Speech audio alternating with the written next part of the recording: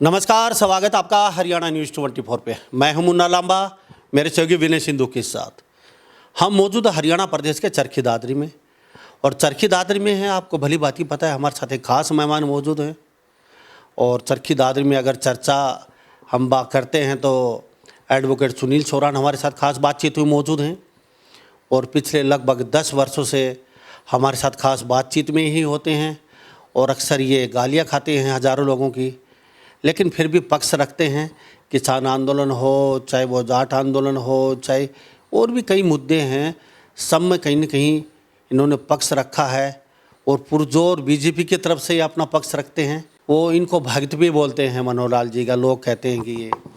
तो एडवोकेट सुनील सोरान को सब जानते हैं अच्छे तरीके से। आज मुद्दा कुछ बड़ा है। मनीषा, जो लुहारू, आपको पता होगा, पूरे प्रदेश, पूरा इंडिया लगभग इस मुद्दे पे टकटकी लगाए हुए है, और लोग अलग अलग तरीके की बातचीत कर रहे हैं आज भी, और पहले भी कहते थे।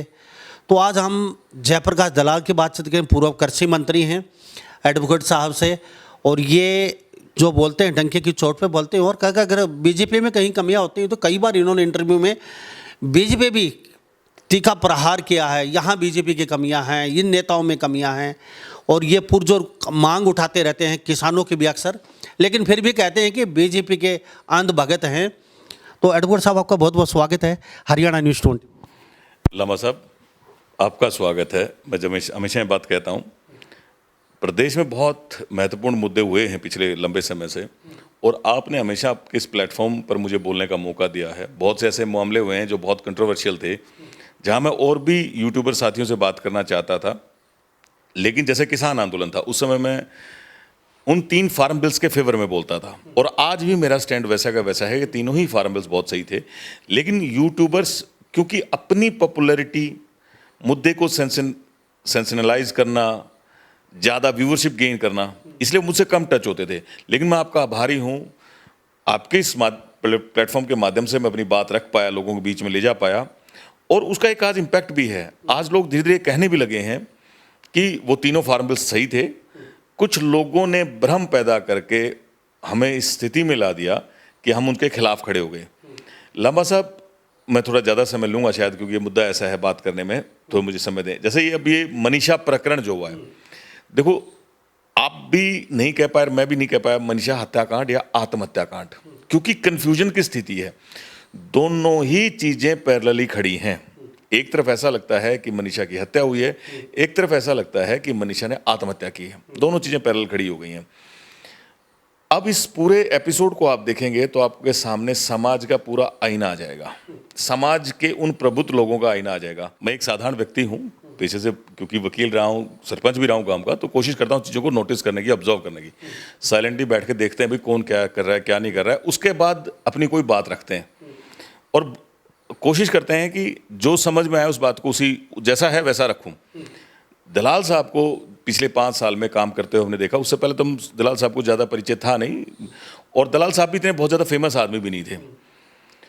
दलाल साहब की एफिलिएशन चौधरी बंसीलाल के साथ है, ऐसा लोग जानते थे। लेकिन जब वो MLA बने और मंत्री बने, तो मैं तो ये कहता हूँ he was a case study. Normally BJP में लोग ये कहते हैं कि हमारी चलती नहीं है, लेकिन यहीं लोग ये कहते थे कि दलाल साहब की चलती है।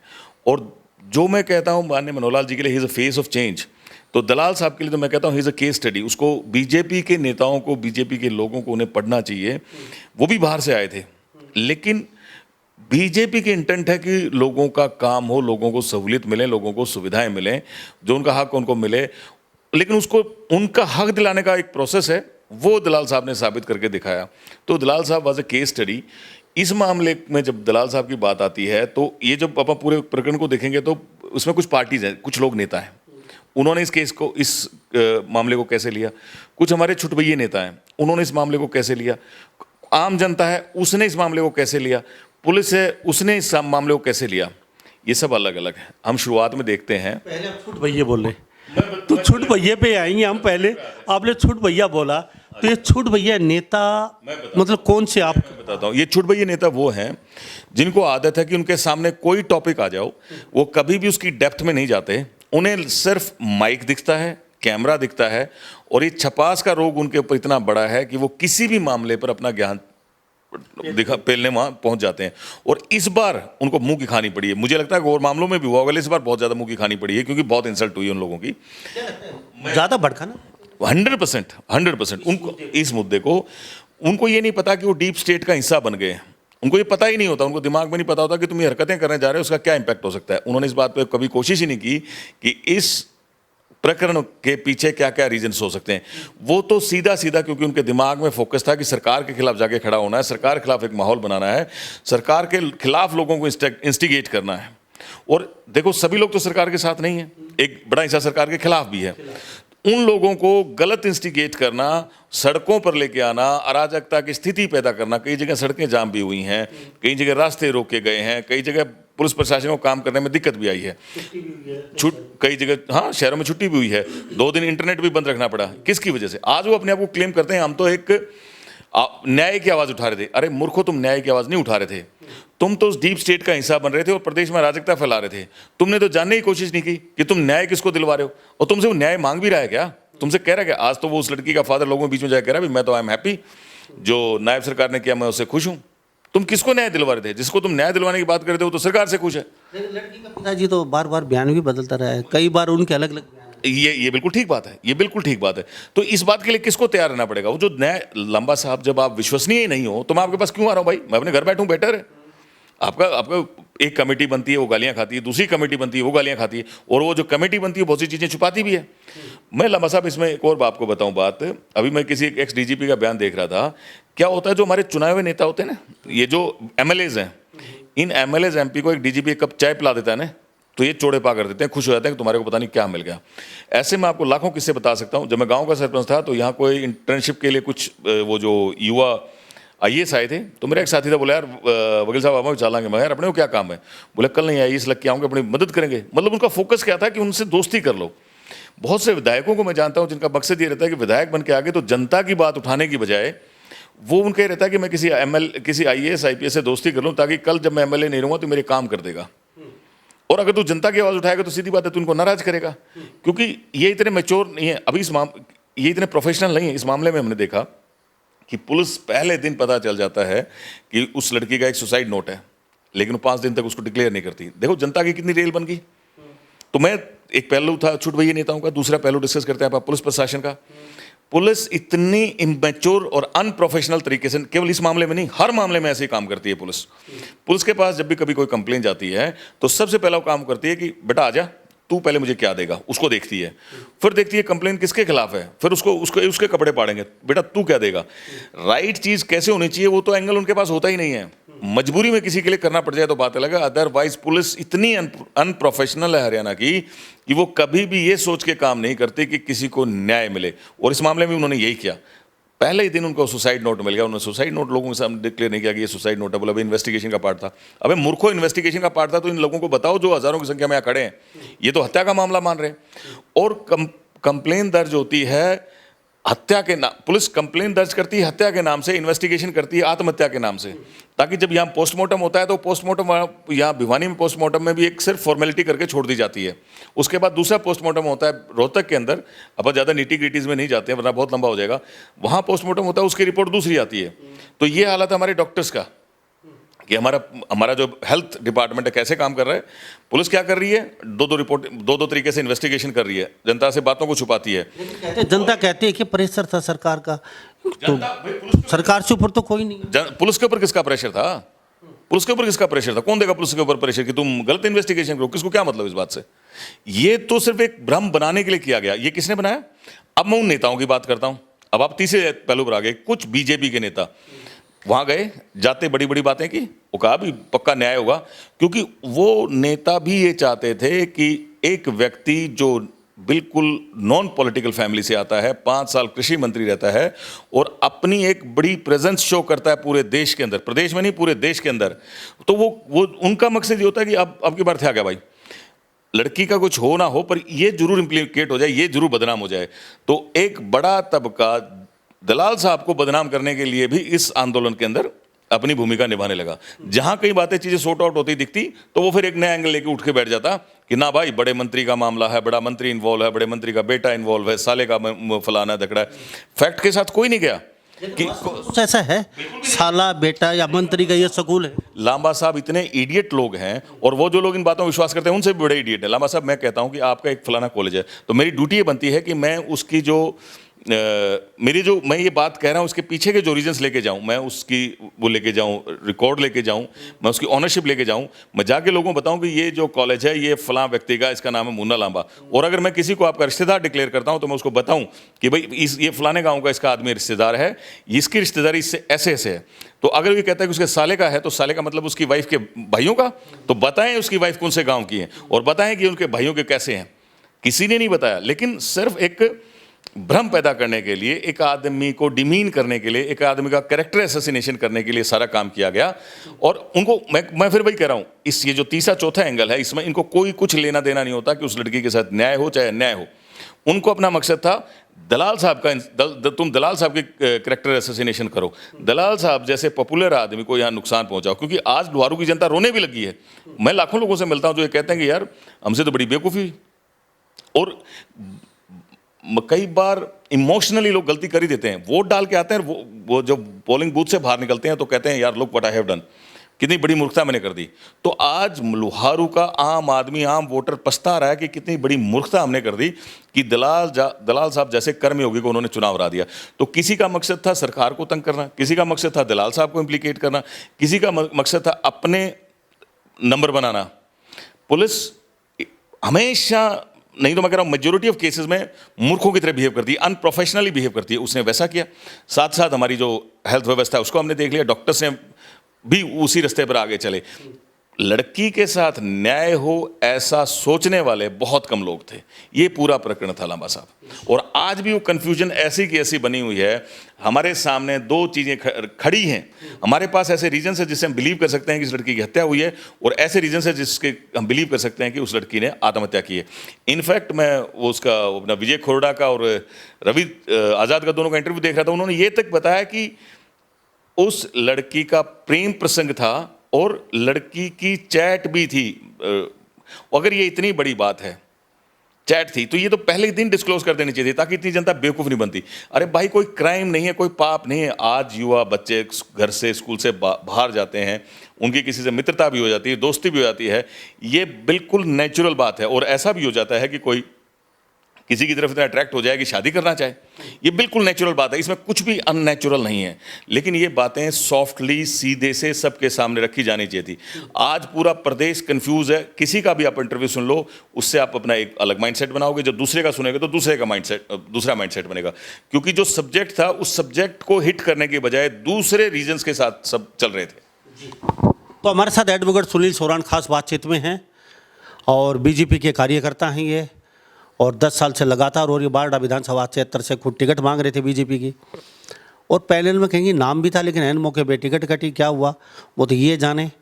और मनोहर लाल जी की तस्वीरें देख रहे हैं, अक्सर बहुत नज़दीकी माने जाते हैं ये उनके। तो हमारे साथ खास बातचीत में तो एडवोकेट सुनील सोरान जो बातचीत कर रहे हैं, इनकी बातों से आप कितनी सहमत है?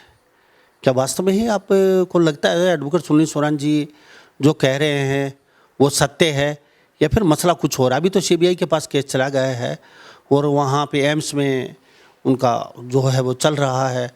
क्या मसला निकल गया तो आने वाला समय बताए, लेकिन कुछ बात और सिद्ध और करते हैं। ये बड़ा सब कुछ सबको पता है किस तरीके से प्रकरण हुआ, क्या क्या हुआ। सुनील जी, कल तक आप लोग पूरे इंडिया में, पूरे हरियाणा में चुनाव हुए, जब आपको सोशल मीडिया भगवान नज़र आते थे। आप हम नहीं पूछते थे जब तक आप चाय का कप भी नहीं पीते थे। आपकी चाय की गले में जब उतरती थी जब सोशल मीडिया रिपोर्टर पहुंच जाते थे। आप रैली करते जब शुरू होती थी सोशल मीडिया रिपोर्टर पहुंच जाते थे। आप खाना जब खाते थे सोशल मीडिया रिपोर्टर पहुंच जाते थे। आपने बड़ी तजब्बो दी, हमें बड़ा मान बख्शा, और सबको ऐसा लग रहा था इससे अच्छी सरकार नहीं है, बड़ी इज्जत बड़ा मान सम्मान कर रही है। ऐन मौके पे आपको हम रावण नजर आने लगे। ऐन मौके पे आपको ऐसा क्या होगा कि हम आपको क्या एकदम ऐसा क्या होगा कि आप सबके ऊपर कुछ न कुछ मतलब इस तरीके से अभी साथी पड़े हैं 10, 12, 13 पत्रकार, उन पे केस दर्ज है, कई जेल के अंदर हैं। तो वो आवाज़ें तो उठा रहे थे, उन पे भी कई धाराओं के तहत मुकदमा दर्ज के अंदर कर दिया उनको, आजीवन कारावास का। ऐसा तो कुछ मुझे तो लगा नहीं कि हाँ। लांबा साहब देखो, ये बिल्कुल सही बात है आपकी। लांबा साहब, जैसे आप मेरे पास आए, हम इस सब्जेक्ट पे कुछ इशू डिस्कस करने लगे, तो जब हम किसी बात को रख रहे हैं तो हमारी जिम्मेदारी ये बनती है कि हम इसके पीछे की जो कहानी है उसको जानें। वहाँ क्या होता है कि क्योंकि मैंने बताया वहाँ 4-5 फैक्टर्स हैं, और वहाँ ऐसे फैक्टर्स हैं जिनका पर्पस ही सरकार को बदनाम करना है, वहाँ ऐसे फैक्टर्स हैं जिनका पर्पस ही जेपी दलाल साहब को टारगेट करना है, वहाँ ऐसे लोग हैं जिनका पर्पस ही अपने आप को हाईलाइट करना है, तो वो सच नहीं बोलेंगे। वो ऐसी बातें रखेंगे, वो ऐसी बातें परकोलेट करेंगे जिससे जनता में अनरेस्ट पैदा हो, जिससे जनता भड़के और जिससे डिस्टर्बेंस हो। अब जिम्मेदारी किसकी बनती है? जिम्मेदारी आपकी बनती है कि जब आप माइक लेके उन लोगों की उस चीज़ों को लोगों को शो कर रहे हो, तो मुझे नहीं फर्क, आप ये ठीक बात है, सामने वाले ने क्या बोला इससे कोई फर्क नहीं पड़ता, लेकिन आप भी उसकी बात को सेकंड कर रहे हो तब फर्क पड़ता है। अदरवाइज कोई व्यक्ति अगर ऐसी कोई बात कहता है जो डेरोगेटरी है, ये इतनी समझ अब आपको रखनी पड़ेगी कि अगर ये अपनी मर्जी से कोई ऐसी बातें कर रहा है जो इन्फ्लामेटरी है, जिसके कारण कुछ भड़क सकता है, तो ये आपकी जिम्मेदारी बनती है कि आप उससे वो सवाल पूछो कि तेरे इस बात को कहने के बेसिस क्या है, और ये सवाल सबसे पूछो, सबके सामने उसको डिस्क्लोज करो, उसको नंगा करो, नेकेड करो उसको कि ये आदमी कैसे फैलाने की कोशिश कर रहा है, और उसको ये बताओ भी कि तेरी इस बात का नेगेटिव वो भी नुकसान भी हो सकता है। और फिर आपकी ये जिम्मेदारी भी बनती है कि जब आप अपनी बात को कंक्लूड करो तो लोगों को ये बताओ कि ये जो बात कही अगर ये झूठ पाई गई तो इसका एक नुकसान भी होगा। लेकिन क्योंकि वही बात है, इतना प्रोफेशनलिज्म भी नहीं होता और इतने टेक्निकल सब साउंड भी नहीं होते। ये जो भीड़ की अट्रैक्शन है, ये जो व्यू लेने की अट्रैक्शन है, वो तो उसी बात से आएगी ना। अगर आप गहरी बात करोगे तो गहरी बात सुनने वाले कम लोग होते हैं, अगर आप हल्की फुल्की बात करोगे, आप सतही बात करोगे और जिससे चीज़ें भड़कें उसको बात सुनने वाले ज़्यादा लोग होते हैं, क्योंकि लोग चटपटी बातें सुनना पसंद करते हैं। और इसका नुकसान स्टेट को होता है, आम आदमी को होता है। तो लोग क्या कहता है उसको जान के आप अपनी बात रखो लांबा साहब। ना तो सरकार आपको टच करेगी, ना सरकार आपको डिस्टर्ब करेगी, और सरकार आपको प्रोत्साहित भी करेगी। सरकार कभी नहीं कहती कि आप सरकार के गीत गाओ। अगर कहीं आपको बुरा दिखता है तो उसकी आलोचना करो, 101% करो। ये आपकी सही है कि जिम्मेदारी बनती है सरकार को आप इस बात से अवगत कराओ। लेकिन आप यहाँ आते हो और एक भीड़ की गैदरिंग है, और वो गैदरिंग किसी पर्पस के लिए है, और वहां जाके एक आदमी रूमर फैलाता है कि फलां आदमी ने फलां ये कर दिया, जिससे दंगा भड़क सकता है। दंगा भड़कता है किसी की जाति पर कुछ कहने से, दंगा भड़कता है किसी के धार्मिक भावनाओं को ठेस पहुंचाने से, दंगे भड़कते हैं किसी को प्रोफेशनली कोई ऐसी गलत बात कहने से। अब एक युवा लड़की, 18 साल की लड़की जिसकी मौत हो गई है, जो अभी ये फाइनल नहीं है कि इसकी डेथ, कॉज ऑफ डेथ क्या है, और फिर आप उनमें 5 आदमी खड़े होकर चिल्लाना चीखना शुरू कर देते हैं कि गोली मार देंगे। कई ने फायर किए हैं, गालियां निकाली हैं, मुख्यमंत्री को गालियां दी हैं क्योंकि इंस्टिगेट हुए। लेकिन वो पकड़े भी।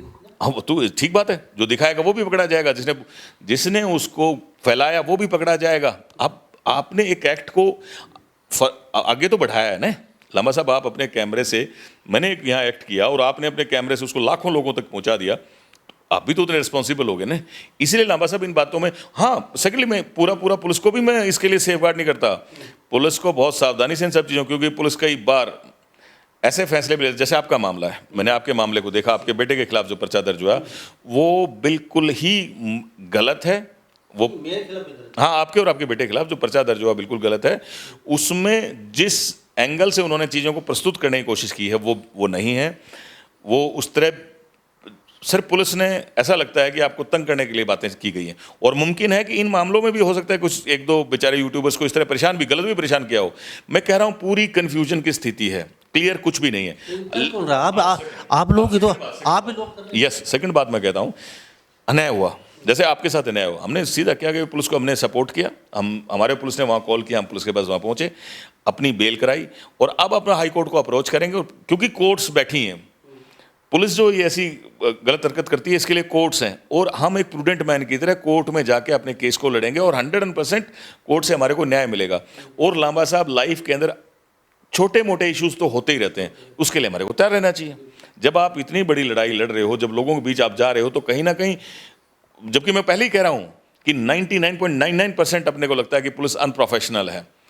पुलिस में अच्छे लोग भी होंगे, लेकिन कई कामों को देखते तो इतने अनप्रोफेशनल नजर आते हैं कि बड़ा दुख होता है।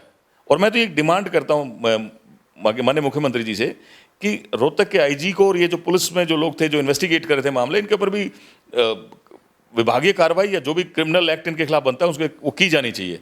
क्यों छुपाया, क्यों इतना मैटर को प्रोलॉन्ग किया, क्यों गलत चीज़ें जनता के सामने लाएगी, और उन मेडिकल टीम का भी कोई ना कोई हिसाब करके जनता को बताना चाहिए, जिससे जनता का पेटा भरेगा कि दो MLR क्यों थी। एक इस बात की इन्वेस्टिगेशन होनी चाहिए कि 2 MLR क्यों बनी, जनता को बताया जाए, ताकि जनता में आगे विश्वास बने, सरकार का विश्वास बने कि अगर कोई ऑफिशियल गलत कर देगा तो सरकार उसको रेमेडी देगी। लेकिन अभी हमारे साथ एडवोकेट सुनील सोरान खास बातचीत में मौजूद हैं और लॉयर भी हैं, और साथ साथ बीजेपी के कार्यकर्ता लगा लीजिए, लीडर लगा लीजिए हैं, और 10-15 साल से लगातार ये सेवा कर रहे हैं बीजेपी में। और आज हम फिर बातचीत कर रहे हैं, मुद्दा बड़ा इशू, लेकिन लोगों को अब यह हजम नहीं हो रहा है, लोग मानने के लिए तैयार ही नहीं है। जिस तरीके से ये पूरा जो ये हुआ, अभी लोग कहते हैं हम हजम नहीं हो रहा, तो हजम कैसे किए। और आपने कहा आप लोगों को तंग भी तो आप लोग कर रहे हैं, ये कोई सरकार का आदेश होगा तो ही तो तंग किया जा रहा है। सब लंबा सब देखो, 15-20 दिन प्रकरण चला और बहुत सारे एंगल उसमें हो गए डेवलप, मीडिया के साथ भी हो गया, एजिटेटर्स के साथ भी हो गया, कुछ एंटी सोशल एलिमेंट्स थे उनके साथ भी हो गया, और सबसे बड़ी बात है उस बेटी की मौत का कारण वो भी हो गया। अब ये सब चीज़ें पूरे ब्रह्मांड में कई तरीके से फैल गई हैं, लेकिन ये बहुत बड़ी बात नहीं है, कोई रॉकेट साइंस नहीं है। सरकार जब सीक्वेंस ऑफ इवेंट्स को अपने साथ बुलाएगी, और मैं कहता हूं ऐसे इंटेलिजेंट लोग बैठे हैं सरकार में, उन सीक्वेंस ऑफ इवेंट्स को 1 बाय 1 उठाएगी। और लंबा साहब, सच्चाई के बिना कोई बात दबती वो मतलब सॉल्व नहीं होती, पेटा सिर्फ सच्चाई से भरता है। आप इधर उधर की जितनी बातें करोगे ना उतने ही लोग कंफ्यूज होंगे। तो आज सरकार की जिम्मेदारी बनती है कि जो अब तक इन्वेस्टिगेशन हुई वो क्लियर करे, किस किस आदमी ने क्या क्या फॉल्ट की वो क्लियर करे, और साथ में 2 मेडिकल रिपोर्ट क्यों आई और दोनों में क्या गड़बड़ थी, और उन एयरिंग ऑफिशियल्स के खिलाफ हमने क्या कार्रवाई करी वो जनता को बताए। वो जनता को ये बताए कि दो कमिटीज़ बनी, उन कमिटीज़ के सामने हमने क्या रखा था, क्या हमने कमिटीज से छुपाया था और हमने क्यों छुपाया था, और स्वीकार करे कि हमारी गलती थी। अगर हमने टाइमली चीज़ें लोगों को डिक्लेयर कर दी होती तो इतना बड़ा हंगामा नहीं बनता। इन्हीं बातों से पेटा भर सकता है। सरकार की जिम्मेदारी है, सरकारी ऑफिशियल्स की जिम्मेदारी है कि जो एक्चुअल ट्रुथ है, जो नेकेड ट्रुथ है, जो चाहे कैसा भी गंदा हो, वो सब लोगों के सामने लेके आएगी। ये सच्चाई है, और जिन्होंने गलती की उनके खिलाफ ये कार्रवाई है। तो अभी जयप्रकाश जलाल की हम बातचीत करें चलते चलते, तो आपकी नज़र में कहीं ना कहीं यानी कि उनको टारगेट किया गया, सीधी सी बात है। 100% लांबा साहब, मैं फाइनली चलो बात है अपनी बात को कंक्लूड करते हैं। दलाल साहब जैसे लीडर बहुत कम होते हैं, साफ, स्पष्ट, clear, neat and clean, honest, corruption free. मैंने उनके बच्चों को भी नहीं देखा कि भाई अब वहाँ जाके कोई फ़ायदा उठाते हुए, और उनकी तरफ से कभी ऐसा नहीं लगा कि वो अपने बच्चों का कहीं करियर बना रहे हैं। केवल और केवल सिंगल टारगेट कि मैं अब इस उम्र के जिस लेवल पर हूँ मैं जनता का भला कर दूँ। अब ना उन्होंने कोई काम धंधा नहीं किया, ना वो कोई काम धंधा करते, सिर्फ जनता के मुद्दे, जनता के लिए 101% कमिटेड, और उन्हें वो करके भी दिखाया। क्योंकि उनकी इतनी सारी क्वालिटीज़ हैं, तो लाजमी है कि ये जोकर्स, मैं तो जोकर कहता हूँ, बहुत से जोकर्स हैं यहाँ पर जो अपने बच्चों का करियर बनाने के लिए दौड़ रहे हैं, या उनके बाप दादाओं के कारण वो यहाँ पॉलिटिक्स में बैठे हुए हैं। और बीजेपी की भी कई बार मजबूरियाँ होती है कि ऐसे लोगों को टिकट देनी पड़ती है, चुनाव जिताने पड़ते हैं, सही आदमी कैंडिडेट पकड़ना थोड़ा मुश्किल काम होता है। तो दे आउट ऑफ जेलसी, सिर्फ जलन के कारण उन्होंने पूरा प्रयास किया है कि दलाल साहब को टारगेट किया जाए, लेकिन चांद पर दाग नहीं लग सकता। दलाल साहब पर आप कितनी भी कोशिश करो, आप उनका कैरेक्टर असैसिनेशन नहीं कर पाओगे, आप उनको इस तरह नुकसान नहीं। हाँ, एक बार र्यूमर्स तो जरूर आपने फैला दिया, लेकिन वो मैं कहता हूँ 100% पाक साफ निकल के आएंगे। सीबीआई के पास केस चलेगा। अभी चौटाला का भी बयान आया था, उनके नेता थे बहादुरगढ़ से, जो क्या नाम था उनका, प्रदेश अध्यक्ष थे वो हाँ राठी साहब, तो उनके गोली मार दी गई थी। वो कहते 2 साल सीबीआई के पास केस चला गया। अब तक हमारा समस्या हल नहीं है। मैं तो इतना बड़ा लीडर हूँ, तो इस लड़की का लांबा साहब देखो, अभय चौटाला का यही कहना बनता है, बेटर है कि उसकी बजाय इस मामले की निटी ग्रिटीज को देखता, जानता। अगर वो जब यहाँ हरियाणा पुलिस इन्वेस्टिगेशन कर रही थी तो तब उनको उनसे भी नाराजगी थी। आज सीबीआई को दे दिया तो उनको सीबीआई से नाराजगी, कल आप उसको एफबीआई को दे दो तो उससे भी नाराजगी होगी। आप किसी एजेंसी से करवा लो, उनको तो नाराजगी रहनी है। आप देख लेना, ये क्या है, ये थोड़ी बड़ी सतही बातें करते हैं। उनका पर्पस केवल होता है कि सरकार को टारगेट करना। उसका पर्पस उनको उस लड़की से कोई लेना देना नहीं है। उनका पर्पस है सरकार को टारगेट करना। सिर्फ, और इस कारण वो अपनी उस हरासमेंट में, उस फ्रस्ट्रेशन में उस सरकार को टारगेट करने की कोशिश करते हैं। सुनील जी, चलते चलते हरियाणा प्रदेश की जनता को कुछ लांबा साहब, मैं इतना तो ज़्यादा मैं क्या कहूँ कि इतना क्वालिफाइड नहीं हूँ कि मैं हरियाणा की पूरी जनता को एड्रेस करते हुए कुछ कह सकूँ, लेकिन हाँ, मैं माननीय मुख्यमंत्री से जरूर रिक्वेस्ट करूँगा कि एडमिनिस्ट्रेशन पर इम्प्रूवमेंट की जरूरत है। सिर्फ इतना कहूँगा। थैंक यू बातचीत। धन्यवाद लांबा साहब। तो और हमारे साथ एडवोकेट सुनील सोरान खास बातचीत में बने हुए थे, और इस बारे में आप क्या राय रखते हैं? क्या वास्तव में ही एडवोकेट सुनील सोरान सही कह रहे हैं? क्या वास्तव में ही इनकी राय, इनकी बातचीत आपको कैसी लगी? सुनील सोरान से आपके कुछ सवाल हैं तो आप लिख के कमेंट बॉक्स में डाल सकते हैं, उनसे आप क्या पूछना चाहते हैं। तो इन्हीं सब बातों के साथ मैं मुन्ना लांबा मेरे सहयोगी विनय सिंधु के साथ हरियाणा न्यूज़ 24। नमस्कार, जय हिंद।